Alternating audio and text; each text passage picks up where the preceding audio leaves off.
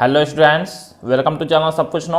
आज आप लोग पढ़ेंगे क्लास 7 मैथ का एक्सरसाइज 10 का ए।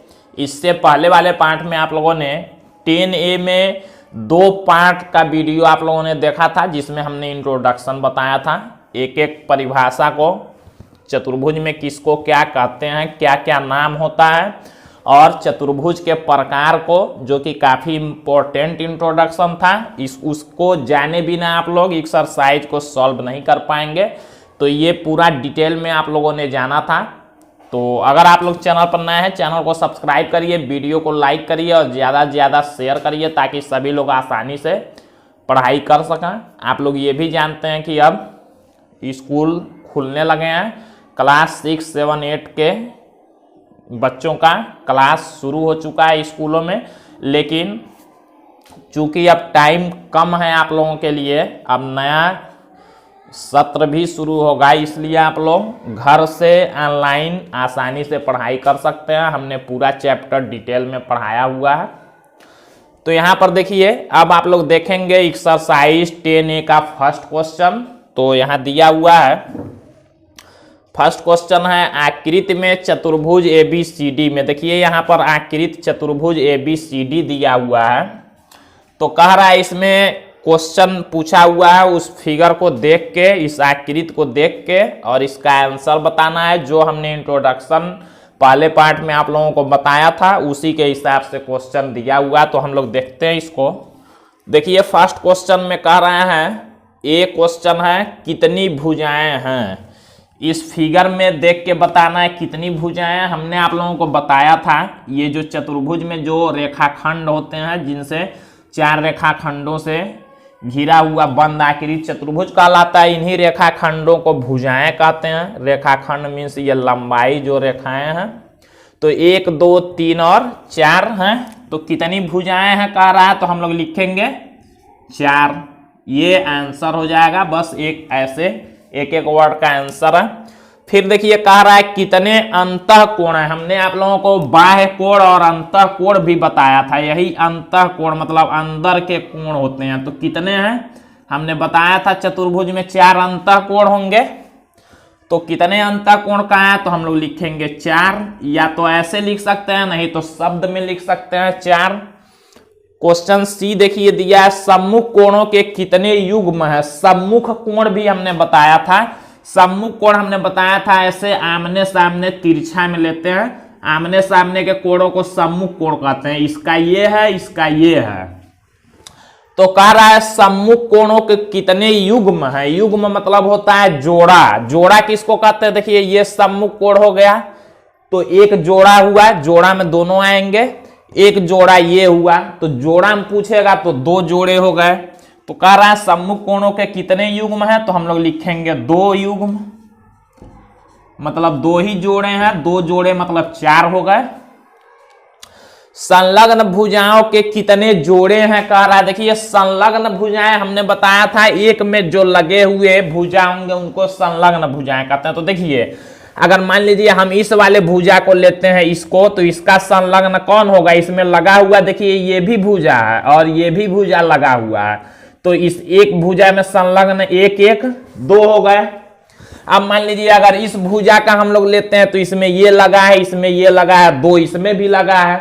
तो 2 इसमें, 2 इसमें, 4, 2, 6, 2, 8, 8 संलग्न भुजाएं होते हैं। लेकिन जोड़ा पूछा है। देखिए संलग्न भुजाओं के कितने जोड़े हैं, तो जोड़ा में बताएंगे तो 4 बताएंगे। 4 दूना 8 होता है। तो कितने जोड़े हैं, तो लिखेंगे 4।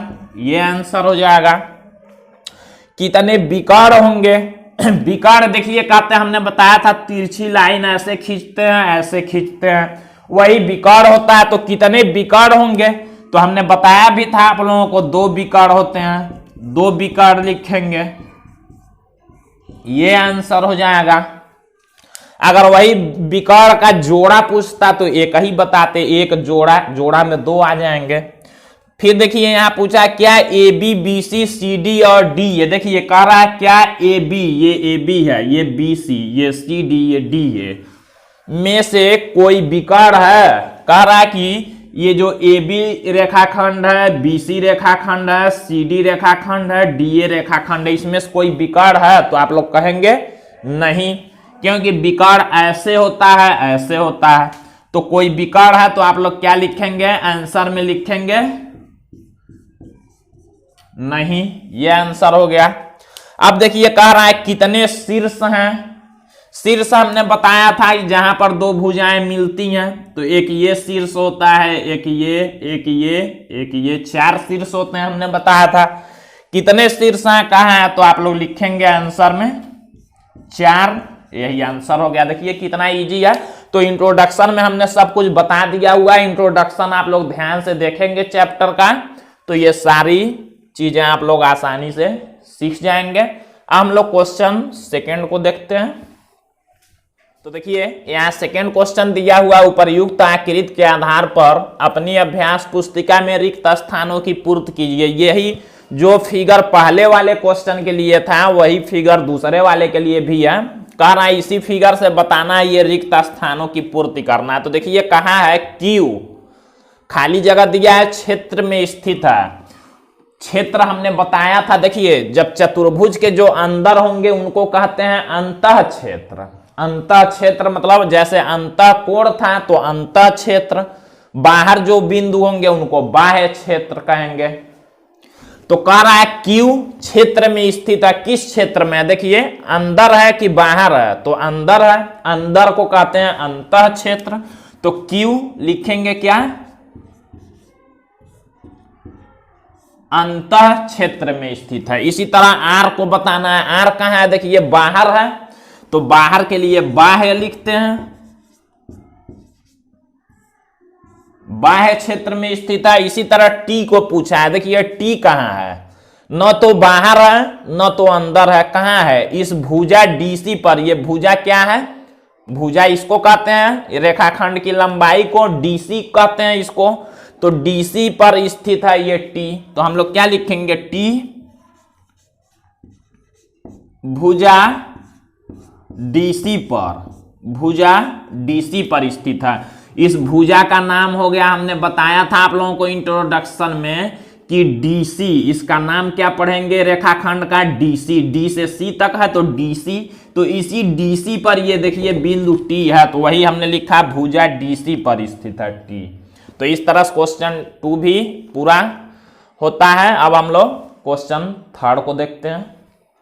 तो देखिए यहाँ क्वेश्चन 3 दिया हुआ, किसी चतुर्भुज एबीसीडी से संबंधित निम्नलिखित कथनों में रिक्त स्थानों की पूर्ति कीजिए। यहाँ पर 4 क्वेश्चन दिए हुए हैं, चारों में रिक्त स्थान की पूर्ति करना है। यहाँ पर हम लोग इसको पूर्ति करने के लिए एक चतुर्भुज बना लेते हैं। कह रहा है कि एक चतुर्भुज एबीसीडी, मान लीजिए हमने एक चतुर्भुज बनाया ए बी सी डी, इसी में बताना हमको। देखिए कहाँ है? 2 शीर्षों को मिलाने से विकर्ण बनता है। विकर्ण कब बनेगा? हमने बताया था ऐसे जब सम्मुख वाले शीर्ष मिलाएंगे। देखिए ये शीर्ष हुआ और ये शीर्ष हुआ, इन दोनों को मिलाएंगे तो विकर्ण बनेगा। इन दोनों शीर्षों को मिलाने से नहीं बनेगा, इन दोनों को मिलाने से नहीं बनेगा, ऐसे तिरछा मिलाएंगे तो विकर्ण बनेगा। तो कह रहा है 2 शीर्षों को मिलाने से विकर्ण बनता है। कौन से शीर्ष हैं ये? सम्मुख, आमने सामने को क्या कहते हैं? सम्मुख। तो हम लोग लिखेंगे क्या? 2 सम्मुख शीर्षों को मिलाने से विकर्ण बनता है, मतलब 2 आमने सामने वाले शीर्षों को मिलाने से विकर्ण बनता है। फिर देखिए इसमें शीर्ष ए और को मिलाने से विकर्ण बनता है।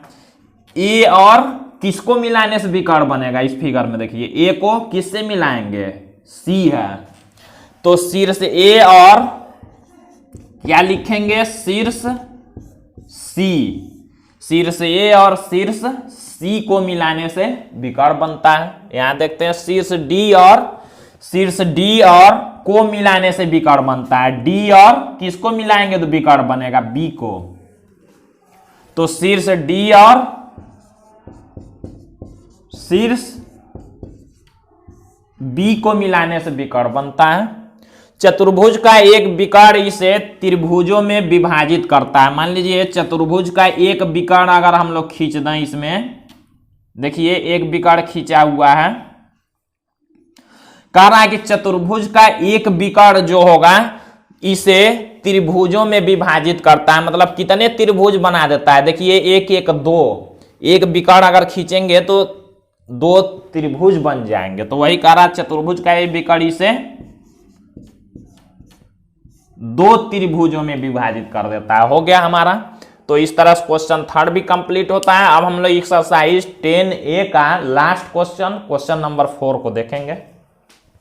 यहां पर क्वेश्चन 4 दिया है, अपनी अभ्यास पुस्तिका में रिक्त स्थानों की पूर्ति कीजिए। देखिए क्या कहा है, क्वेश्चन ए दिया है समचतुर्भुज की चारों भुजाएं होती हैं। समचतुर्भुज हमने बताया था आप लोगों को, समचतुर्भुज किसको कहते हैं, जिसमें चारों भुजाएं बराबर हो लेकिन कोण 90 अंश का न हो।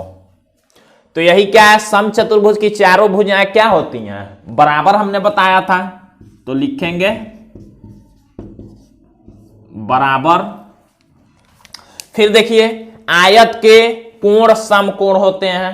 आयत के कोण, आयत हमने ऐसे कह के बनाया था सीधा में, जिसमें आमने सामने की भुजाएं बराबर होती हैं और समांतर होती हैं और सभी कोण 90 अंश के होते हैं। सभी कोण, आयत के सभी कोण समकोण होते हैं। समकोण मतलब 90 अंश।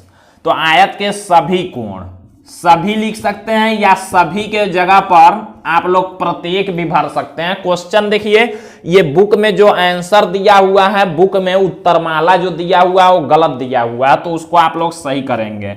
आयत के सभी कोण समकोण होते हैं। समकोण मतलब 90 अंश का, सभी कोण 90 अंश का होता है, हमने आप लोगों को इंट्रोडक्शन में बताया था। तो यहाँ आयत के सभी भर सकते हैं या सभी के जगह पर प्रत्येक कोण भर सकते हैं। तो आयत के सभी कोण समकोण होते हैं, सभी की जगह पर प्रत्येक भी लिख सकते हैं, प्रत्येक कोण समकोण होते हैं। इसी तरह क्वेश्चन सी देखिए, वर्ग की भुजाएं बराबर और कोण समकोण होते हैं। तो वर्ग की भुजाएं बराबर, वर्ग हमने बताया था कि जिसकी चारों भुजाएं बराबर और सभी कोण 90 अंश के हों। तो वर्ग की सभी भुजाएं बराबर और सभी कोण समकोण होते हैं। समकोण मतलब 90 अंश। क्वेश्चन देखिए उत्तरमाला में गलत दिया हुआ है, उसको आप लोग ऐसे भरेंगे, सभी के जगह पर प्रत्येक भी भर सकते हैं तब भी सही है। वर्ग की प्रत्येक भुजाएं बराबर और प्रत्येक कोण समकोण होते हैं। तो प्रत्येक भी भर सकते हैं, सभी भी भरेंगे, दोनों सही है।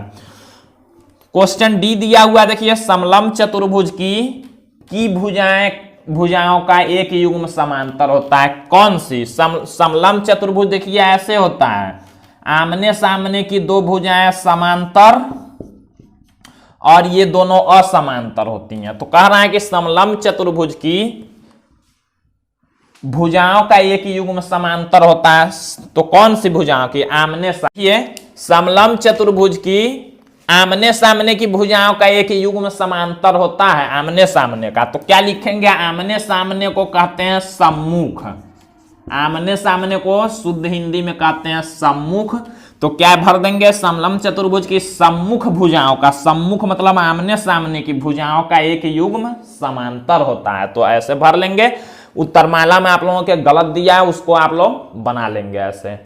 तो आज ये एक्सरसाइज 10 का ये पूरा कंप्लीट होता है। अगले पार्ट में आप लोग 10 का बी और उसका इंट्रोडक्शन देखेंगे। तो आज के लिए बस इतना ही।